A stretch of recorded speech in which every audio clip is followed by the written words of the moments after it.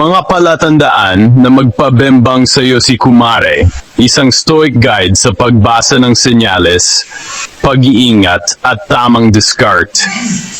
Magandang araw mga ka-Health TC. Sa video na ito, tatalakayin natin ang isang sensitibo, ngunit madalas na hindi na pag-usapan ng tama. Ang mga patandaan na maaring may intensyong sexual o romantiko ang isang kumare sa iyo, at higit sa lahat, paano mo ito haharapin ng may dignidad, talino, at disiplina. Hindi ito video para mangudyok. Hindi ito para manira ng pamilya. Ito ay gabayan ka para makabasa ng senyales, maiwasan ang eskandalo, at mapanatili ang kontrol sa sarili. Sa Stoic philosophy, may isang prinsipyo. Hindi ang tukso ang sumisira sa tao, kundi ang kakulangan sa pagpipigil. Simulan natin. Unang hakbang, linawin ang mga termino. Ang kumare ay hindi lang kaibigan. Ito ay taong may koneksyon sa pamilya, sa binyag, sa kasal, o sa tiwala ng komunidad. Kaya, kapag may lumalampas sa normal na pakikitungo, hindi ito simpleng biro. May implikasyon ito, emosyonal, moral, at social. Stoic rule number 1, name things accurately. Kapag hindi malinaw sa iyo kung ano ang nangyayari, ikaw ang unang talo. Sa Stoicism, ang unang hakbang ng tunay na karunungan ay hindi emosyon, hindi palusot, at hindi kung ano ang gusto nating paniwalaan. Ito ay ang tamang paglalagom ng realidad, ang pagbibigay ng tumpak na pangalan sa kung ano ang talagang nangyayari. Dahil kapag mali ang pangalan na ibinigay mo sa isang sitwasyon, mali rin ang magiging desisyon mo. May isang stoic idea na malinaw dito. Kung tatawagin mong friendship ang pagnanasa, kikilos kang parang hangal. Ngayon, bakit napakahalaga ng tamang pagbibigay pangalan? Dahil ang isipan ng tao ay likas na mahilig magpaliit ng peligro. Binabawasan natin ang bigat ng sitwasyon para gumaan ang konsensya. Ginagawa nating biro lang ang panunukso. Close lang ang paglampas sa hangganan. At walang malisya ang mga lihim na usapan. Sa pananaw ng Stoicism, ito ay self-deception. At tandaan, ang unang niloloko sa ganitong sitwasyon ay ang sarili mo. Kaya narito ang babala. Kapag hindi malinaw sa iyo kung ano ang nangyayari, ikaw ang unang talo. Bakit ikaw? Dahil ikaw ang gumagawa ng interpretasyon. Ikaw ang nagpapasya kung tutugon o hindi. At ikaw rin ang may panagutan sa magiging bunga. Kung malabo ang pagkaunawa mo, malabo rin ang depensa mo. Tingnan natin ang isang konkretong halimbawa. Isipin mo ito, si Kumare ay madalas mag-PM ng gabi. May lambing ang tono, may kiliti ang biro, at may kasunod na delete mo to ha. Ang sinasabi mo sa sarili mo, friendly lang naman, wala namang nangyayari. Pero sa Stoic diagnosis, mali ang pangalan. Ang tamang pangalan nito ay boundary violation at sexual testing. At dahil mali ang pangalan na ibinigay mo, pinayagan mo. Dahil pinayagan mo, nasanay ka. At dahil nasanay ka, nadala ka. Ikaw ang unang talo dahil bumigay ang isip bago pa man ang katawan. Ngayon, balikan natin ang parehong sitwasyon, pero ibang pag-iisip naman. Sa pagkakataong ito, sinasabi mo sa sarili mo, ito ay hindi normal para sa isang may asawa. Ito ay may malinaw na panganib. At dahil malinaw ang pangalan, malinaw rin ang kilos. Nililimitahan mo ang usapan, nililinaw mo ang hangganan, at kung kinakailangan, inaalis mo ang sarili mo sa sitwasyon. Ang resulta, ikaw ang panalo. Hindi dahil mas malakas ka kaysa sa tukso, kundi dahil mas malinaw ka kaysa sa sarili mong palusot. May sinabi si Epictetus na lalong nagpapalinaw nito. Ang tao ay hindi ginugulo ng mga pangyayari, kundi ng paraan ng pagtingin nila sa mga ito. Hindi ka tinatalo ng sitwasyon. Tinatalo ka ng maling interpretasyon. Kapag tama ang pangalan, tama ang kilos. Tama ang distansya. At tama ang desisyon. Kaya bilang practical na stoic exercise, gawin mo ito araw-araw. Bago ka tumugon, itanong mo sa sarili mo, ano ito talaga, hindi kung ano ang gusto kong paniwalaan. Kapag nalaman ito ng asawa o pamilya ko, anong tawag nila rito? At kung ginawa ito sa akin, ano ang mararamdaman ko? Kapag hindi ka komportable sa sagot, malamang mali ang pangalan na ibinigay mo sa sitwasyon. At tandaan ito sa huli, ang taong malinaw mag-isip, bihira magkamali. Pero ang taong malabo magpaliwanag sa sarili, mabilis madala sa tukso. May unang palatandaan, signs. Labis na personal na mensahe. Madalas mag-PM kahit walang malinaw na dahilan. Usapan ay palihim. Delete mo na to ha. Stoic lens. Kapag kailangan itago, may mali na.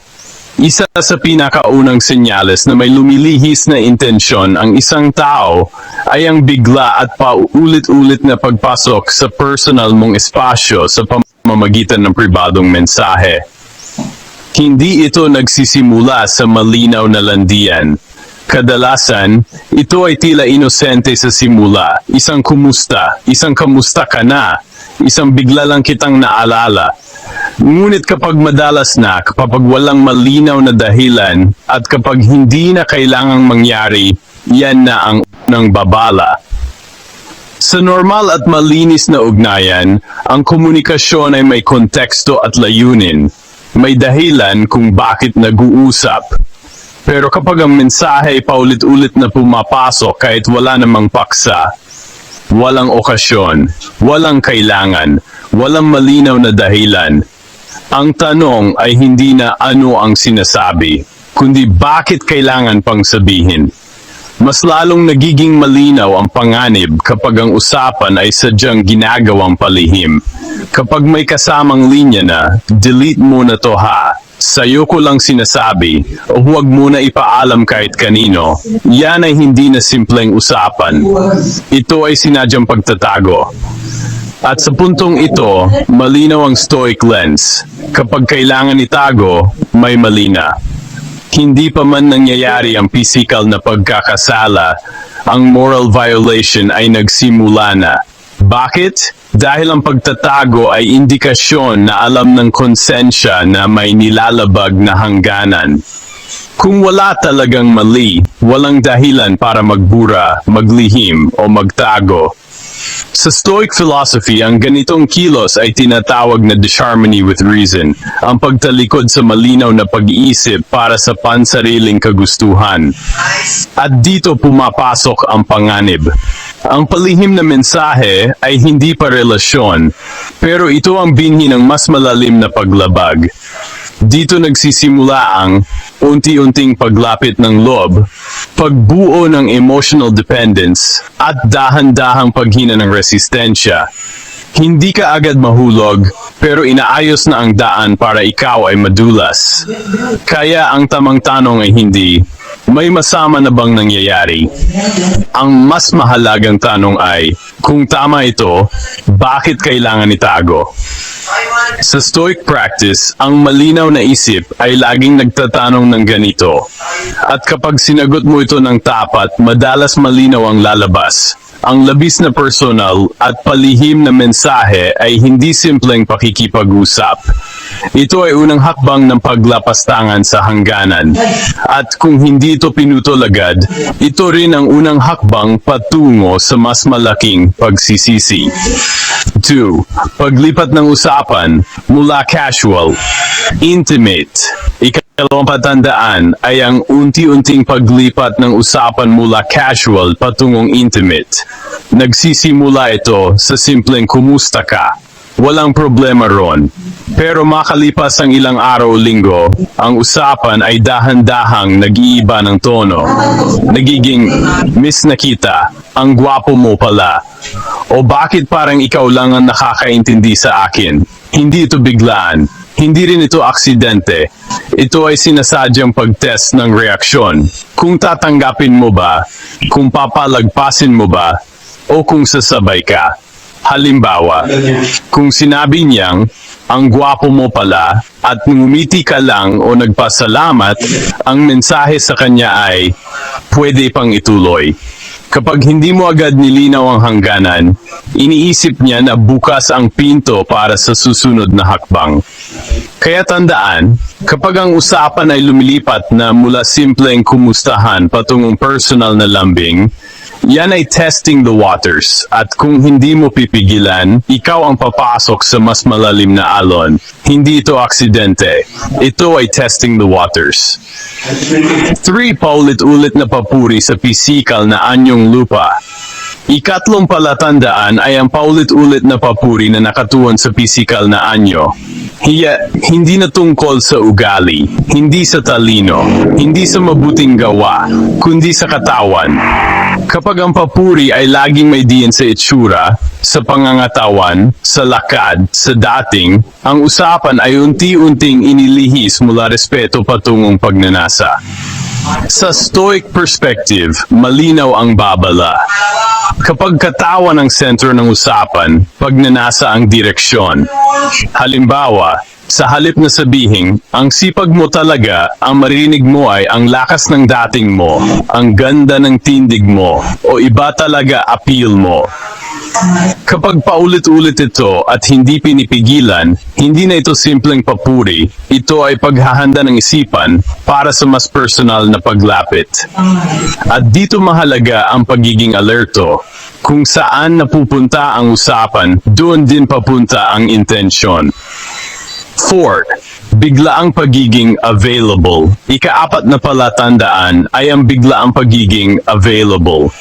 Ito ay kapag ang isang tao ay laging nagpapakita sa oras na wala ang asawa mo o ibang kaalyado at tila sinasadyang mag-iisa kayo sa pagkakataon.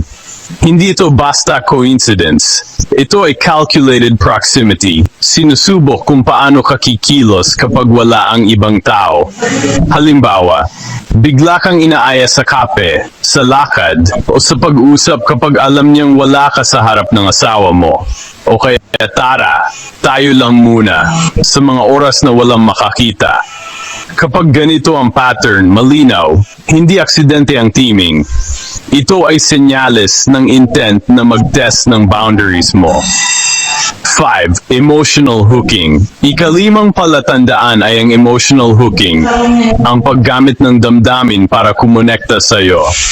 Siya ang una mong kausap kapag stress ka. Siya ang nakakaintindi raw sa'yo. Ito ang pinakamapanganib.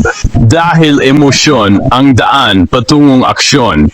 Ito ay kapag siya ang una mong kinakausap kapag stress ka o may problema at palaging ipinaparamdam na siya ang nakakaintindi sa iyo at naiintindihan ang pinagdadaanan mo. Ito ang pinakamapanganib dahil emosyon ang daan patungong aksyon. Kapag paulit-ulit, unti-unti kang nagiging emotionally dependent at mas madali kang mahikayat sa desisyon na hindi tama. Halimbawa, pagkatapos ng mahirap na araw, siya ang unang tumawag o nag-PM. Alam ko kung ano ang nararamdaman mo. Huwag kang mag-alala, nandito ako. Kung hindi mo nilinaw ang hangganan, ang pakiramdam na siya lang ang nakakaintindi ay nagiging tulay para sa mas personal na koneksyon. 6. Boundary testing. Ika-6 na palatandaan ay ang boundary testing, pagsubok kung hanggang saan ka papayag. Ito ay kapag may mga kilos o biro na tila aksidente o inosente, pero may double meaning o may sexual undertone. Halimbawa, hawak sa braso na sinasabing aksidente lang o biro na may nakatagong mensahe tungkol sa katawan o relasyon. Sa Stoic principle, kung hinahayaan mo, tinuturuan mo. Ibig sabihin, kapag pinayagan mo ang maliit na paglapastangan sa hangganan, nagiging daan ito para lumaki ang susunod na hakbang. Halimbawa, habang nagkukuwentuhan, sinasabi niya, "Uy, ang lakas ng braso mo ha. Aksidente lang to ha." Kung hindi mo nilinaw ang hangganan o hindi itinama, malinaw sa kanya na pwede niyang subukan ulit at unti-unti kang nadadala sa mas delikadong sitwasyon. Stong hinahayaan mo, tinuturuan mo. 7. Pag-invalidate ng relasyon mo. Ikapitong palatandaan ay ang pag-invalidate ng relasyon mo, ang pagbagsak sa tiwala o halaga ng iyong kasalukuyang relasyon. Ginagawa ito sa pamamagitan ng mga pahayag na nagdududa sa asawa o partner mo o sinasabing mas deserve mo ang ibang tao na mas maalaga o mas attentive. Ito ay psychological manipulation. Sinusubukan nitong paluhurin sa pakiramdam na kulang ang relasyon mo para maging bukas ka sa ibang intensyon. Halimbawa, hindi ka naman masaya sa asawa mo Deserve mo ng mas may pakialam. Kapag paulit-ulit ito, maaapektuhan ang pag-iisip mo at damdamin at unti-unti kang nagiging mas receptive sa maling alok o intensyon. 8. Paglikha ng kami laban sa mundo. Ikawalong palatandaan ay ang paglikha ng kami laban sa mundo. Ito ay kapag sinasabi niya, wala namang makakaalam. Tayo lang to. Ginagamit ito para gawing katanggap-tanggap ang mali at pahinain ang iyong moral na paninindigan. Ito ang klasikong moral exit ramp. Dahan-dahang binubura ang pakiramdam mo ng tama at mali. Ginagawang katanggap-tanggap ang mali. Halimbawa, habang nagkukwentuhan, sabi niya, walang makaalam kung nagkikita tayo dito lang. Tayo lang ang nakakaintindi. Kapag pinayagan mo ang ganitong pag-uusap, unti-unti mong tinatanggal ang hangganan at nagiging mas madali ang mas malaking paglapastangan sa hangganan. Sa Stoicism, may 4 na pangunahing bertud. 1. Karunungan. Katarungan. 3. Katapangan. 4. Pagpipigils. Ang sitwasyong ito ay pagsubok sa lahat ng 4. Hindi si Kumare. Hindi ang tukso. Ikaw laban sa sarili mo. You always own the option of having no opinion, Marcus Aurelius. Hindi mo kailangang tumugon. Hindi mo kailangang maglaro. Panatilihing public ang usapan. Iwasan ang late night chats. I-redirect ang usapan. Gumamit ng malinaw pero magalang na linya. Halimbawa, mas okay sigurong hanggang dito na lang, respeto sa pamilya. Hindi kailangan ng komprontasyon, kailangan ng disiplina. Stoic move, withdraw attention. Tanungin ang sarili, ano ang mawawala sa isang maling sandali? Ano ang mananatili kapag pinili ko ang tama? Ang tunay na lakas ng lalaki o ng sinumang tao ay hindi sa dami ng tukso na pinapatulan, kundi sa dami ng tukso na kayang tanggihan. Kung may senyales, ikaw ang may hawak ng desisyon. At tandaan ang huling Stoic reminder, character is destiny. Kung kapaki-pakinabang ang video na ito, ibahagi para makatulong, hindi makasira. Salamat sa pakikinig.